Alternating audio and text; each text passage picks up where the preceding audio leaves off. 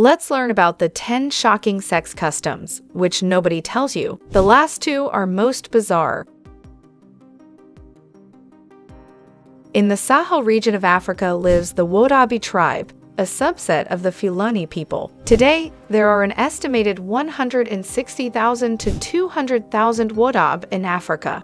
The Jerawol festival is among the Wodaabe's most unexpected rituals. Wodaabe clans meet in a few customary places at the end of September to prepare for the start of their transhumance movement during the dry season. In order to impress potential wives, the young Wodaabe males perform the yake, which consists of songs and dances, while sporting ornate makeup and other decorations. The Wodaabe place a high value on height, eyes, and white teeth. To accentuate these features, the men frequently roll their eyes and flash their teeth. The Wodaabe clans then unite for the duration of the week-long Jerawol, which consists of a series of marriage-related barters and competitions in which young women assess the attractiveness and skill of the young men.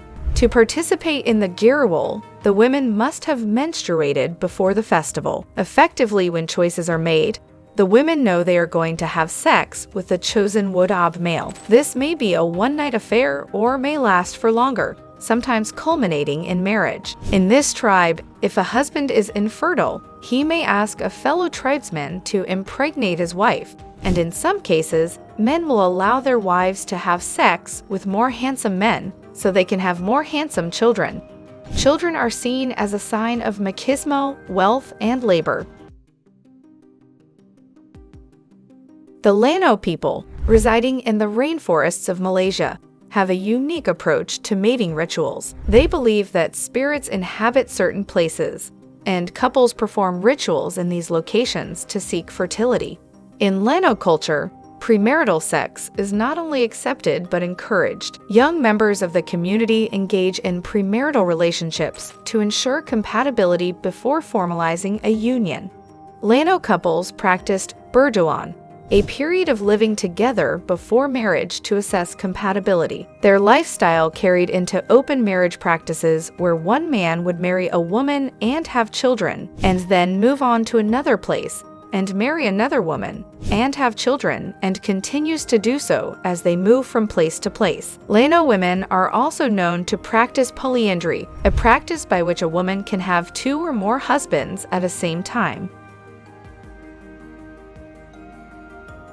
The Toda people of the Nilgiri Hills in India follow a matrilineal system, where property and lineage pass through the female line. Their distinctive customs emphasize the role of women in the social fabric, challenging traditional patriarchal norms. They once practiced fraternal polyandry, a practice in which a woman marries all the brothers of a family, but no longer do so. All the children of such marriages were deemed to descend from the eldest brother. The ratio of females to males is about 3 to 5. In the Toda Tribe, families arrange contracted child marriage for couples because of ritual requirements that was no Toda should die unwed. The Simbari or Sambia people of Papua New Guinea have unique initiation rituals for young boys transitioning into manhood. At the age of 7, the boy is taken from the tribe to the settlement of men, so that he does not enter into any contact with women and is allowed to join the general tribe after 10 years. Throughout all 10 years, the future man is constantly pierced by the skin, let blood out of the nose, and causes vomiting by feeding the teenager a huge amount of sugar cane. Thus, the young man is cleansed before contacting a woman at the age of 17. Also, the future man of this tribe is forced to drink the sperm of the elders, explaining that the sperm will help the boy to mature faster and become stronger. Even after returning to the tribe during the menstruation of his woman, a man should start a nosebleed. When girls reach puberty, their parents will build a bamboo hut away from the family home. The purpose of the hut is for girls to communicate and experience with males in private. In 2011, journalist Fiona McGregor visited Kreung, the young woman in the love hut, to find out whether sexual independence was the key to lasting love. What Fiona discovered was a romantic society unexpectedly, where the girls were confident in their relationship with their boyfriends, and understood what they wanted in the relationship. Korean people imbued with the idea of premarital sex are acceptable and encouraged. Young women have the right to try to find the right person to marry. In regions of Malawi, 12 to 17-year-old prepubescent girls are transported to a training camp where they receive instruction from women known as anamkungwi, or key leaders, in household chores, cooking, and sexual behavior in preparation for becoming good brides. The girls are informed at the training camp that if they don't sleep with a male, their bodies will get unhealthy and they will become dusty. Following the training, the 3-day purification ceremony is carried out by a guy dressed in traditional hyena clothing for a fee, $4-7 per female. Girls may occasionally be forced to complete their initiation by dancing in front of the entire village in a bare-breasted dance known as the chisamba.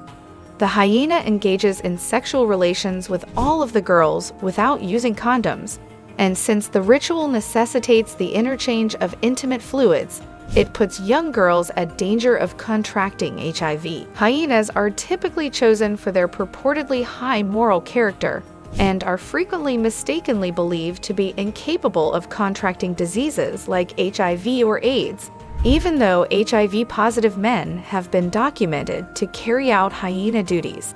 Traditionalist Malawians assert that the rite prevents disease.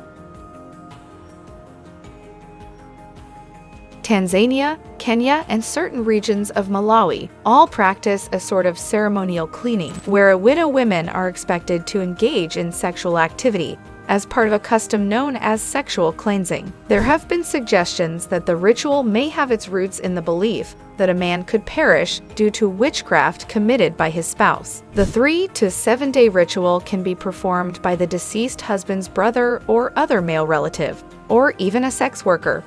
Typically, after intercourse, the widow burns her clothes, and the man who had performed the purification shaves her head. This is often done outside, so that the neighborhood can witness that the widow is now cleansed.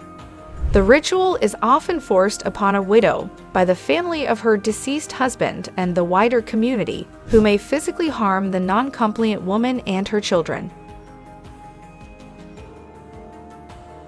Girls and boys as young as 6 years of age are encouraged to have sex. Trobriand children begin to play erotic games with each other and imitate adult seductive attitudes. At around age 13, they begin to pursue sexual partners. They change partners often. Women are just as assertive and dominant as men in pursuing or refusing a lover. This is not only allowed, but encouraged. In the Trobriand Islands, there is no traditional marriage ceremony. When a Trobriand couple want to marry each other, they show their interest by sleeping together, spending time together, and staying with each other for several weeks. The girl's parents approve of the couple when a girl accepts a gift from a boy. After that, the woman stays in her lover's house instead of leaving it before sunrise. The man and woman sit together in the morning and wait for the bride's mother to bring them cooked yams. Then word goes out that the boy and girl are married. A married couple may get divorced after 1 year if the woman in the relationship is unhappy with her husband, or if the husband chooses another woman. The man may try to go back with the woman he left by giving her family yams and other gifts, but it is ultimately up to the woman if she wants to be with that man. Chinamwali is a 3-month ritual performed in Eastern Province, Zambia. Female initiators known as Langizi teach sexual practices to girls as young as 12 years old. Afterwards, they are sent to an older man from the community who tests their sexual skills and decides whether they need to go back for more training.